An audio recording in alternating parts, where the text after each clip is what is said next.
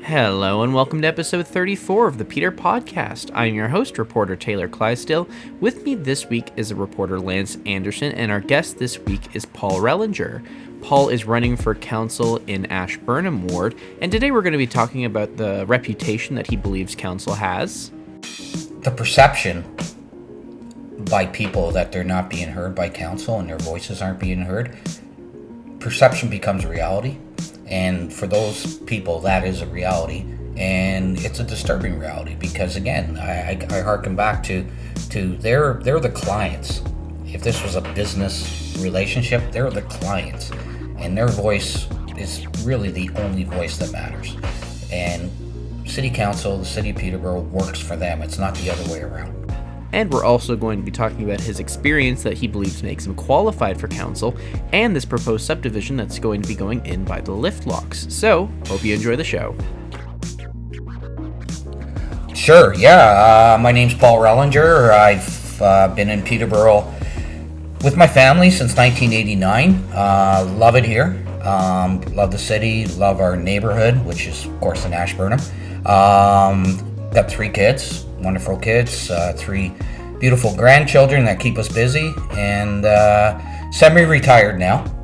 Run my own writing business, which has been good. Could always be busier, but no complaints. And just a guy who's very passionate about the city, certain aspects of it more than others, and want to see it move forward. Yeah.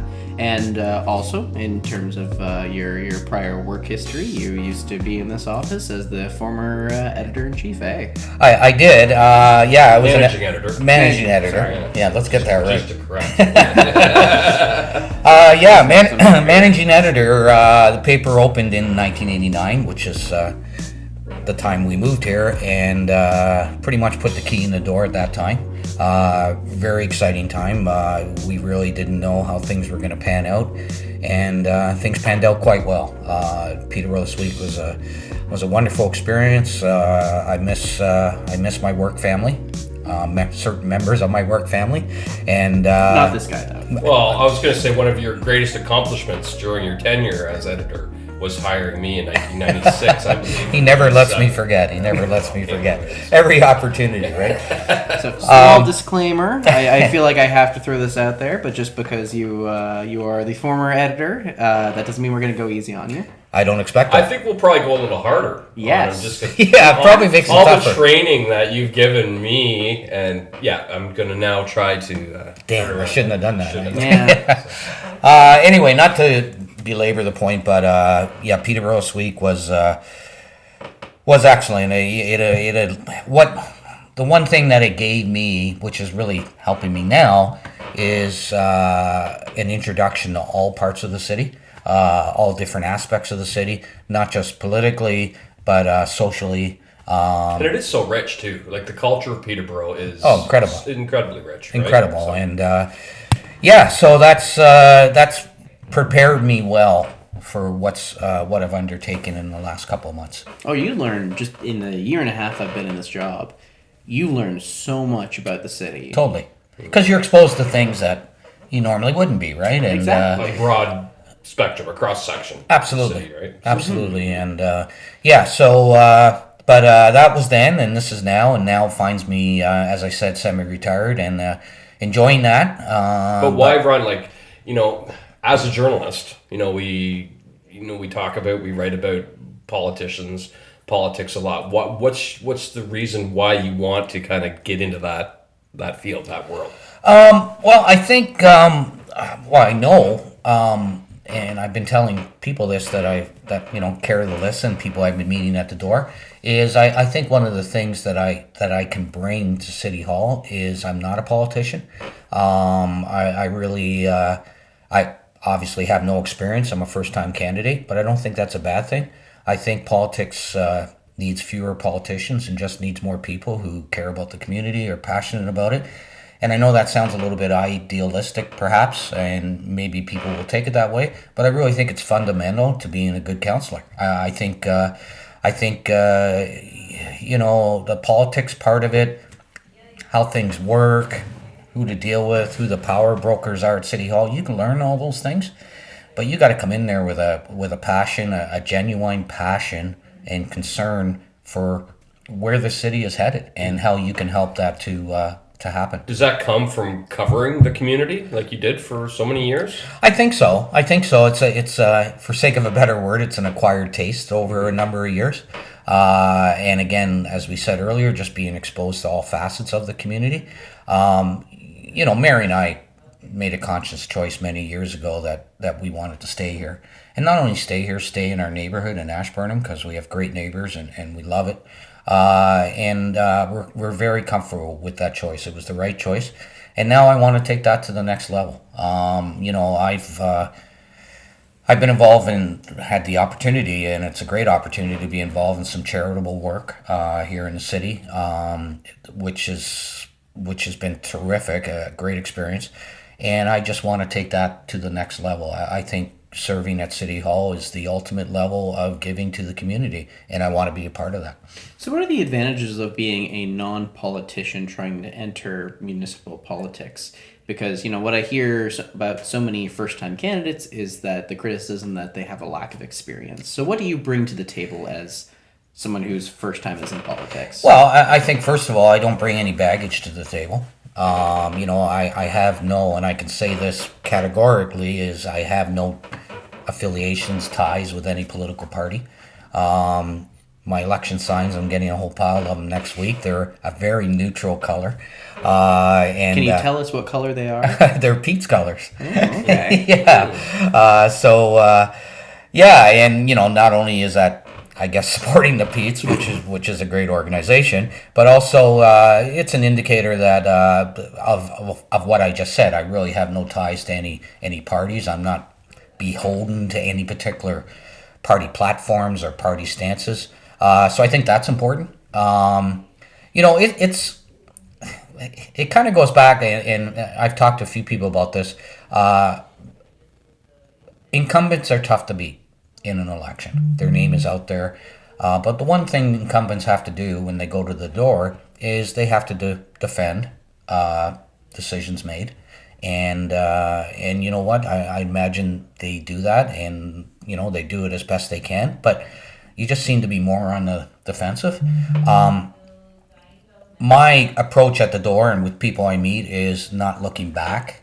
It's looking forward, because I don't have that. Sure, I don't have that back experience, but I also can bring fresh eyes to situations at City Hall, fresh perspectives. Having worked on a number of committees and in a small newsroom, as we alluded to, not only at Peterborough this week, but prior in Oshawa and in Toronto in small newsrooms, I know how to work with people, and I know how to work closely with people.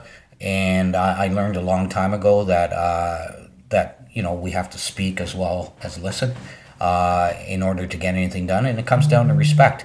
My sense at City Hall right now is there's a very divisive atmosphere around the council table. Why do you think that is? I think it comes from the top. I think the tone is set at the top.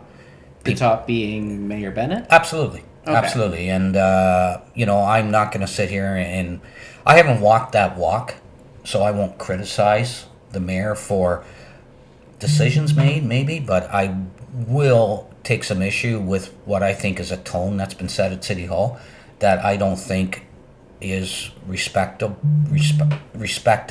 at all times of all member of council's views, and is very adversarial a lot of times. How can you, if you do get elected, how will you counter that? Like, how will you be able to handle that if Bennett gets elected as well? Because I don't think that's going to change if Bennett gets elected. Sure. That tone that you're talking about. No, I think you have to be your own person. Mm-hmm. I think any decision you make is made on behalf of not just the residents of Ashburnham in this case, but the residents of the city. You got to remember who you're working for. Mm-hmm. It sounds so very, very fundamental, but you got to remember who you're working for. All right, you're working for the residents of the city who pay high taxes, in many cases, and they demand and they should receive the best service possible for that money. and things get lost. So let's look at some of the council stories that you guys have covered and the media has covered over the last year. One that comes to mind is how much ink did you guys expel on when council should have a meeting and when they shouldn't, and how important is that a meeting if they do hold it? These are the stories that are coming out of City Hall. That's the best we can do.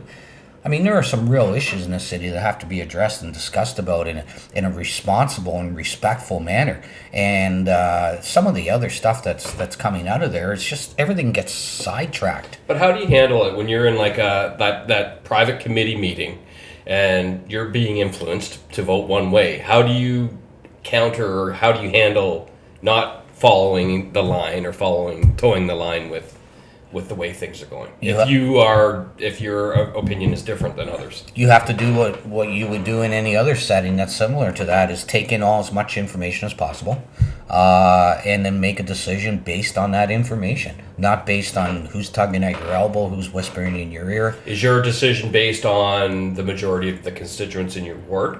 Was that how you would vote on an issue? My decision would be based on what I'm hearing and what I'm not hearing from the constituents in my ward and in the city. Okay. So I just want to get to, one thing that criticism of the council that you had mentioned was the divided atmosphere at the council table.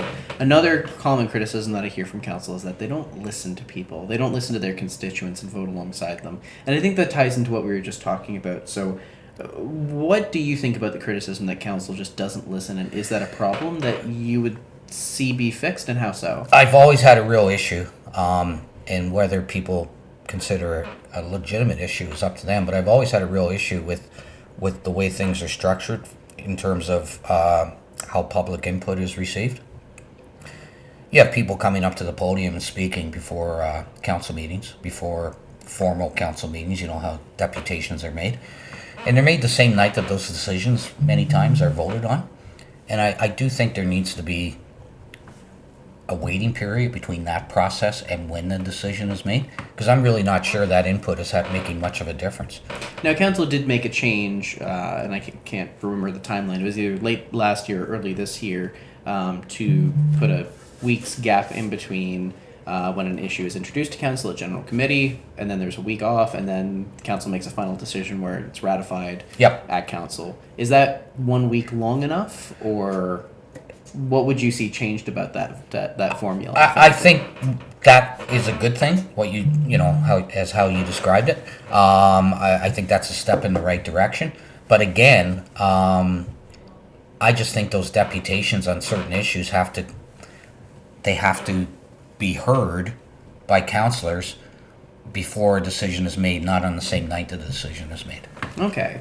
And I know I feel like there's a balance between making decisions fast enough, because there's a huge number of decisions that has to happen per week at the city's level. Yep. If you put something off till next week because you don't have time for it, then that just adds to the list of stuff that needs to get done a week later. Sure.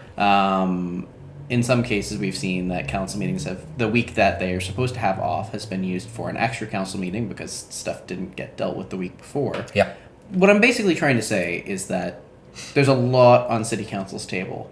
Do they have the time to wait a little bit extra to digest and hear feedback from the public when their schedule is already so crammed as it is?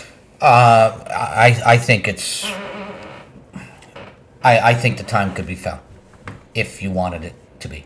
The perception by people that they're not being heard by council and their voices aren't being heard, perception becomes reality. And for those people, that is a reality. And it's a disturbing reality because, again, I harken back to they're the clients. If this was a business relationship, they're the clients.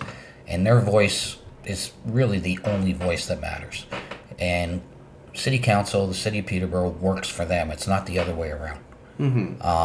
To answer your question, yes, I think, I don't know, I couldn't say without examining it more what the mechanics of creating that time would be, but I think it can be done. If I can paraphrase something that you just said, it's not, even if council is listening, the optics are that they're not, and because of that, you still have to deal with that problem. That's correct. Okay. Yeah. The optics become the reality for people. Okay. And if I'm a councillor and I'm hearing that from constituents, I'd be very concerned. Okay. Sure. And is that what you're hearing at the door from people? I'm hearing at the door from people a whole bunch of things, as you'd expect. You have no idea how many trees in this city need to be trimmed until you start knocking on doors. City property. Yeah, city-owned trees. Yeah. So that's there's a long waiting list for that, and I get that. People are frustrated. What's the with one thing, the common denominator that you're hearing at the door? Maybe there isn't. I don't know. Infrastructure is Roads? big. Yeah, totally big. And infrastructure is an interesting dynamic because it's so related to many other things that are on the plate in the city and things that have happened. If we're talking new development, infrastructure, Planning, all that stuff. Everything's connected. Everything's From connected. traffic to the parkway to Absolutely. new subdivisions being built to homelessness and housing to Yeah. everything's connected. Yeah, infrastructure is huge for people. That comes up a lot. And then you have your standbys, casino, parkway. Is Parkway still hot when you're hitting the doors? It's funny. I'm probably bringing it up more than I'm hearing it. Yeah. Because how many stories have we back when you were here? And did still, we write and still do on the Parkway? Yeah. And it's just like it's a never ending. The impact on Ashburnham Ward is also, while certainly improving traffic for the rest of the city is one outcome of the Parkway or alternatives. The Parkway route doesn't go through Ashburnham Ward. I would suggest you would hear more in Monaghan. Sure. You would hear certainly more in Northcrest. So what is the number one issue that you think impacts Ashburnham Ward most of all in this election and moving forward from the election? Is how we handle development and the effect that has on infrastructure. No question. And I think we're going to take a short break in just a few moments. Okay. And I think the first thing that we're going to talk about is development in housing because there's kind of a big housing development that's on the books right now for Ashburnham. And that's going to affect traffic and flow. There right? sure is. Yeah. It's pretty big. Yeah, we come back to everything being connected. So Yep. we're going to take a short break, fill up on water, and then we'll be right back. Awesome. All right.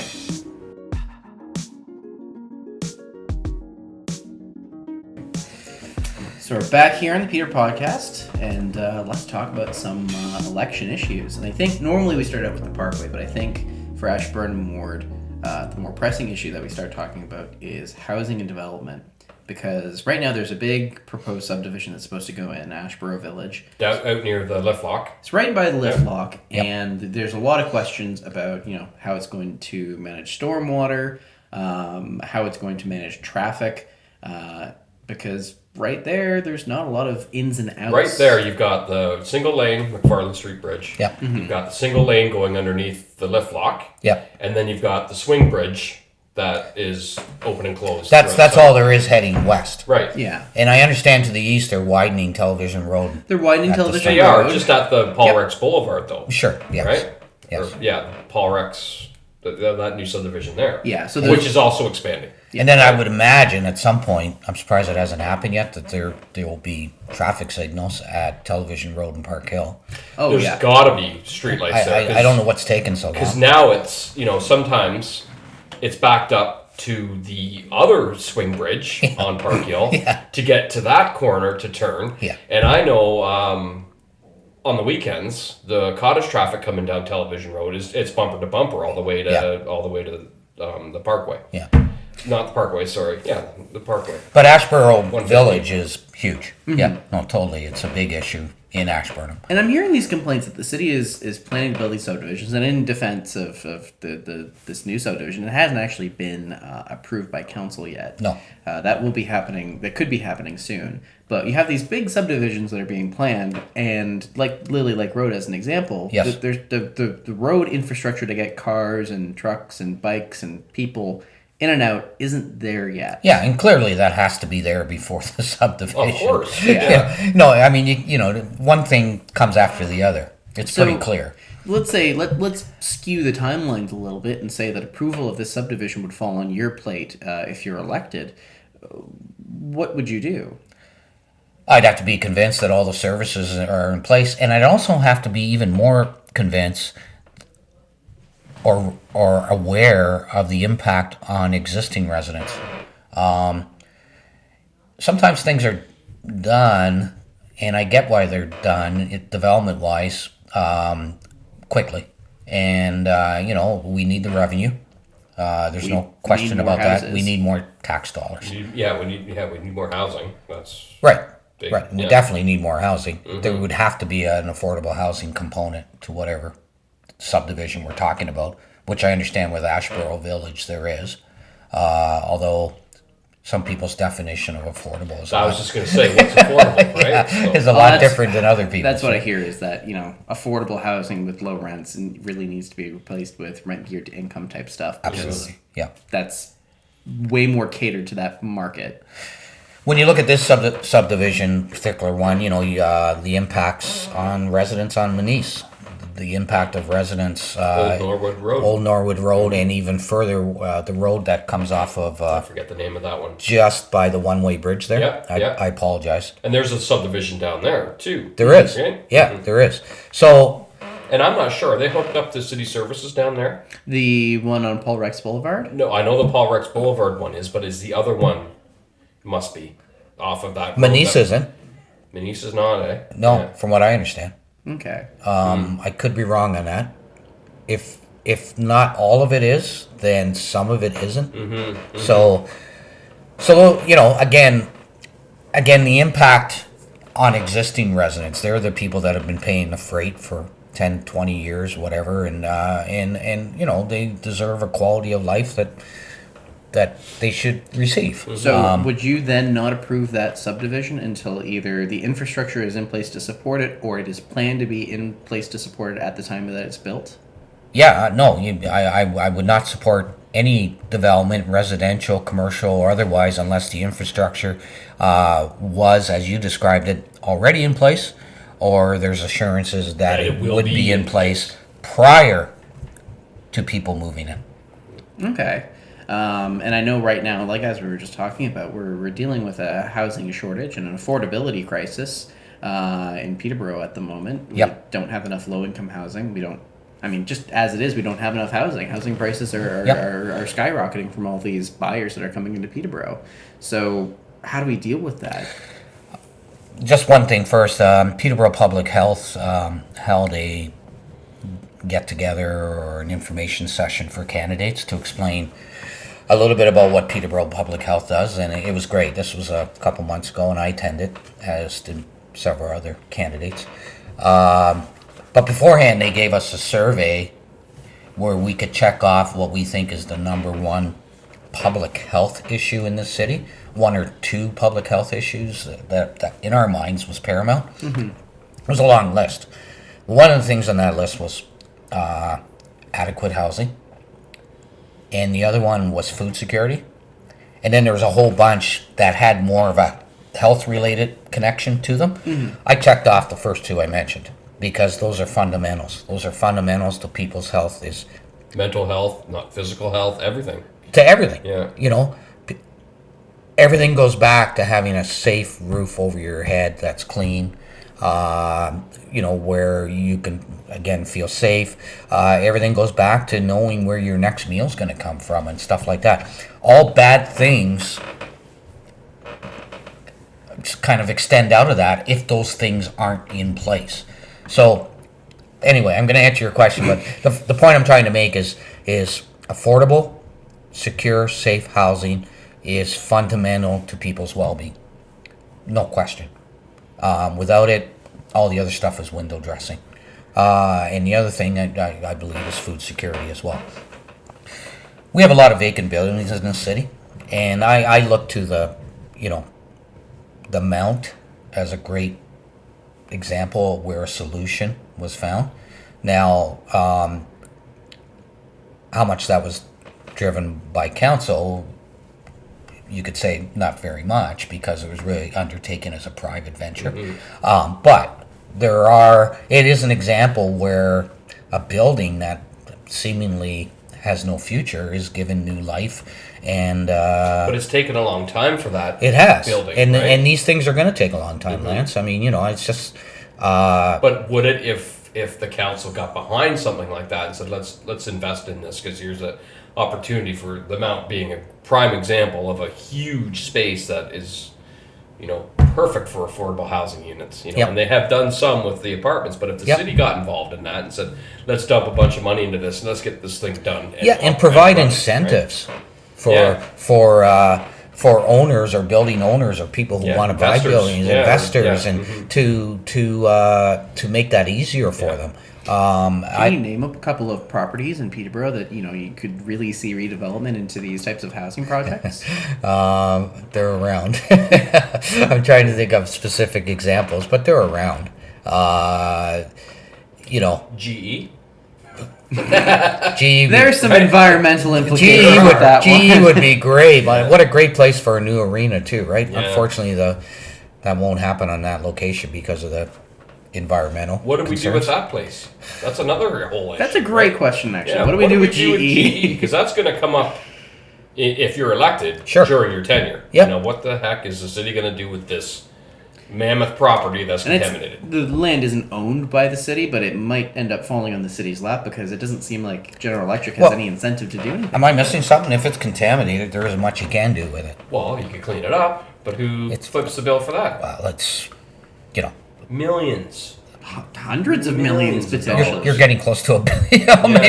maybe the B word, right? What do you do? What do you just let it get decrepit and rat infested and all that stuff that would happen if you don't do anything with it? You know what? It's too prime and too big a piece of land to be ignored. But again, it's going to come down to who's going to share that cost and what that cost is going to be. I absolutely think it should be saved and developed on, be it parks, a new arena Wouldn't location. that be? It is perfect for that. It really is. It's even got a Tim Hortons across the street. Right? You might have to expand. You might have to expand it. But yeah, that's prime land. Yeah. And talking about, housing, and I mean, that's huge. You can put all those things on that piece of land. Yeah. But again, without knowing what it would cost and where that money would come from to clean it up, And what General Electric is planning to do. with it, right? what GE's planning to do, and whether GE becomes a contributor to that. Well, have some someone way. argue should be their responsibility. Why should they just pull out and leave that land? I think know. that's a pretty sound argument. Yeah. Yeah, Yeah. totally. I do know the city couldn't do it on its own. Oh, of course not. Yeah, I don't And know any nor should municipality it. that could. Nor should it. Right. So we still got a bit of time left, but we do have to move on to the Absolutely. next issue. Let's talk about transportation. We've touched on it a little bit in regards to how it would affect this new subdivision in Ashburnham Ward, but specifically in regards to the Parkway, because that is still something that you'd mentioned. You've been bringing it up at the door. Yeah, yeah, and well, one observation first. The Parkway has been on the books here longer than my mother has been alive, and she's 94. So it just seems in this particular council term, it has to be dealt with one way or the other. We either definitively decide we're going to build it, and this is when shovels are going to go in the ground, or we scrap the plan as it is and start looking at alternatives. Because to bring it back, Taylor and Lance, year after year, and keep studying it and keep studying it and keep studying it. This isn't the Peterborough of the 1940s or 50s. This city is built up. There are And it's only going to get bigger. and it's only going to get more built up. We're only going there's going to be more roadblocks You've to got the doing that road. 407 by 2020 Yeah, that's coming in. yeah. Like it has to be dealt with one way or the other. So if having said that, I get it. We do need a north-south route in the city that's efficient. I don't know if the Parkway in its present form is that particular route. I won't lie. I wouldn't consider myself a big tree hugger, for sake of a better word, but I think Jackson Park is a jewel. I think urban green spaces are few and far between, and we should do everything we can do to preserve them. I'd have to be convinced as a councillor, someone making a vote on that, involved in the vote on that route, that the impact on that park would be minimal, if none at all. it is a balance between protecting your green space, which is something the city does care about. You know, I Yep. talked course. Yeah. with some existing councillors, and something that few have expressed pride over is the protections for and the plan for the city's urban tree canopy. Yep. So obviously the city cares about protecting its Yep. green space, but then the city also cares about getting traffic to and from, critical I locations. think we not only need a north-south route, we need an east-west route. You raise a good point, because one of the things that the Parkway discussion has done inadvertently over a number of years is it's deflected attention away from what are some other pretty serious transportation issues, and you just nailed one of them. Especially the north end. Like, Park Hill Road really is the only road that goes from east to west, Yeah. or vice versa. And Lansdowne, Lansdowne's yeah, but that's south. Like, I'm talking north end. Yeah. Right? you're right about Park Hill, and Lansdowne needed to be expanded the day it was expanded. Right. Yeah. And Like, they did. and you remember when Yeah. that when Well, that it was the last happened. time they turned it into 4 lanes. That was a big to do. Yeah. Jack Doris was on the council then. I remember him Yeah. taking And a Glenn picture of him Padgett. out in the middle of the street with Glenn Glenn Padgett, Padgett. yeah. Right? So, Yeah.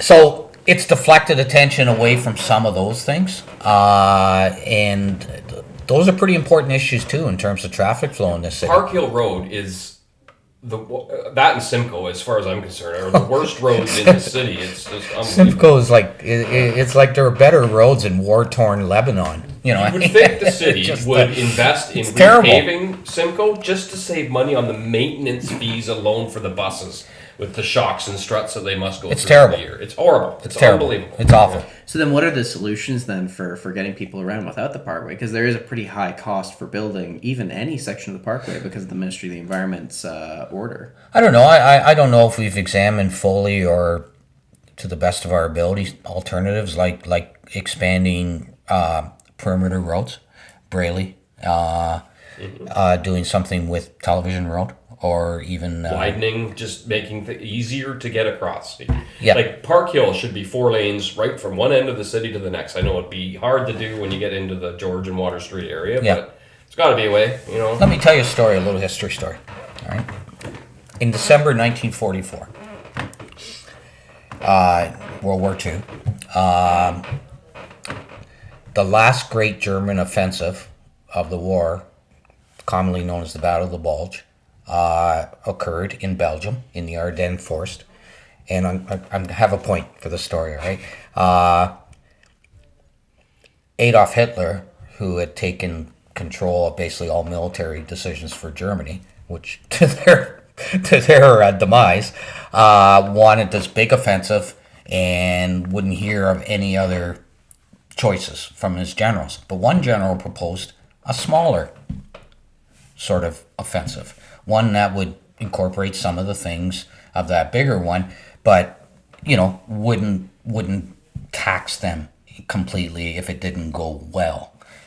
The Battle of Bulge didn't go well. It was the last gasp, fortunately, of the German army.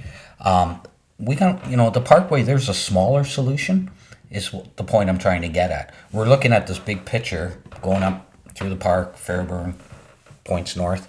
There is a smaller picture, and you're aware of this, and you know what this is, where we go just part way to where it's really needed to get, we don't have to go all the way with that, is what I'm saying. There are smaller solutions that we could look at that would go a long way towards alleviating some of that north-south congestion. Hey, I feel for the people on Monaghan Road and other routes. I mean, it's brutal. Mm-hmm. It's brutal. But let's keep in mind, everybody brings to the table, any table, a council table in particular, their own personal experience. I grew up in Toronto. I thought I died and went to heaven when I came to Peterborough. In terms of traffic. Yeah. I just... It really does pale in comparison to what you deal Yeah, with. but again, that's my experience. Yeah. For people who've lived here a long time, they only know this experience, Yeah, and they're true. not happy, and they have reason to be. There are traffic issues in the city, but what I'm saying again is there is a smaller solution that we shouldn't be blinded to, and we should be aware of it as councillors. But again, there are alternatives where, for sake of using the term ring road, because it wouldn't be truly a ring road, but there are some advantages to make improvements or to making improvements to some of those other routes that I talked about, those existing routes. I've heard a lot of comparisons about the Parkway. You're the only one that's ever compared the Parkway to anything militaristic. But I like him for war history. And you know what? That might have been a stretch, and I apologize and I admit that. But I guess the point I was trying to make is that sometimes that big picture thinking backfires. Okay. There's always another way. And we should be looking at alternatives. But with all this revenue coming in from these new subdivisions in terms of property taxes, we should have enough money to, improve some of the roads around our Yeah, there's a city. big capital budget, though, that has too many items on it You that would hope the so. city can't afford, though. You would hope so, Yeah, but but what's the priority? Well, speaking of revenue, because we're just running out of time, so we got time for one last issue to talk about. Sure. Bring up an interesting point, because there's going to be some revenue coming in from the sale of Peterborough Distribution Inc. The question of what that money is going to be spent towards, there's a little bit of doubt in that right now, because there were some hydro projects that the city had planned that are no longer on the books thanks to the new provincial government. yeah. So we get $55 million from this deal. Of the original 105, was it? The deal is worth $105 million, but the Right. city's only going to see revenue of $55 million. 55, okay. So how do we go about spending that money? Man, it's like a Christmas list. Yeah, really, no doubt. Yeah. I can And you help. know what? You'll get a different answer for everybody you talk to, right? Oh yeah, What's the city's top priority? Based on what I'm hearing at the door and what I think in my own mind, it's infrastructure. Simple. It's infrastructure. If people can't get around,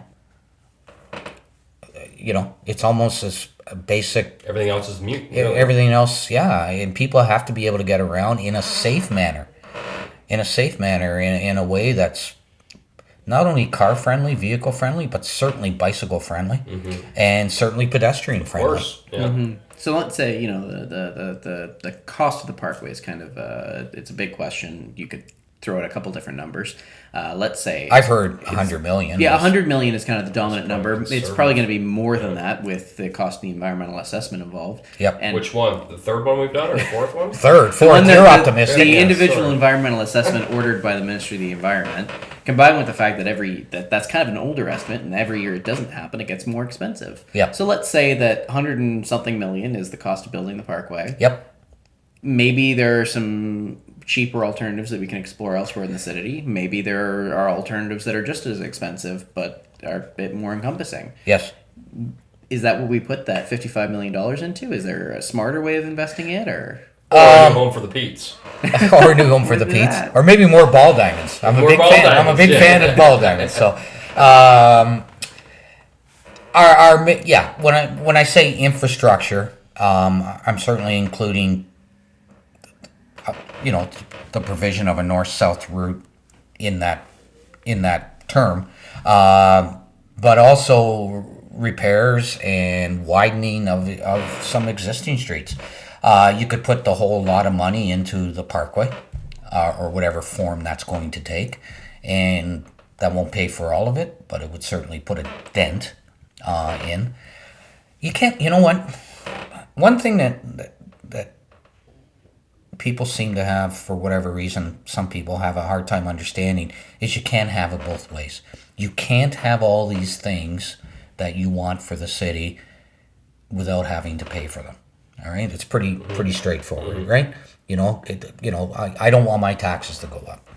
Okay, well, one way that we can try to hold the line in your taxes is by welcoming a casino here, because we're going to get $2.5 million check every 3 months or whatever it is. But if we're not getting that $2.5 million check every 3 months, then your taxes will be, We'll have to reflect the that. point I'm trying to, you got to get reflect money that. from somewhere. And that You is got- a difficult balance. Is you build subdivisions, you get development charges from those, you use those to fund ventures in your community, but Right. it's a balance. Do you welcome this growth and these new opportunities into your community at the cost of having stuff there that you But Paul don't have the infrastructure? raised a really good point there. The city is going to be getting more money now Yep. than really it ever has before with the casino and the Yep. sale of PDI. These new fees coming in from the new subdivisions that are being built. And then the need that will follow that is the need to identify priorities. My mind, a priority is infrastructure. yeah. In my mind, You talk to someone else, the priority will be completely different. And that's why I think when you elect a council, you want that, the people coming at things from different Totally. areas, right? And then you can kind of debate and talk, and then. And I want to be clear, when I say my mind, the priority is infrastructure, that's not Paul Rellinger saying affordable housing initiatives aren't important, parks aren't important, public safety aren't important, because they obviously are. Yeah. all those things are very important, Yeah. and they need attention and they need dollars. But I'm just saying, off the get-go, we have some infrastructure issues that need to be addressed pretty quickly. All right, I can safely say that we are out of time. I had one more thing to say. But no, I will leave it with you, though. If there's anything else that you want to add or we forgot to mention, I will give it to you. Is there anything else that you want The only thing I just want to close with, on my website, electpaulrellinger.com, free plug. One of the points I make in there, and I think it's again, I don't want to sound too idealistic, but I make the point of saying in there, Peterborough isn't broken. All right, we've got a pretty magnificent city community. We've got dynamic people, not just politically, but in all facets of community life. We're a little broken in some, bruised in some places, and maybe a little wrinkled, but we're certainly not broken. Far from it. This is a terrific city with a terrific future that is building off a terrific past. And we just need to send to City Hall some people who recognize the potential of where we can go, but never forget where we've been, because I really think I really think knowing that is imperative to knowing where we're going to go and doing it properly.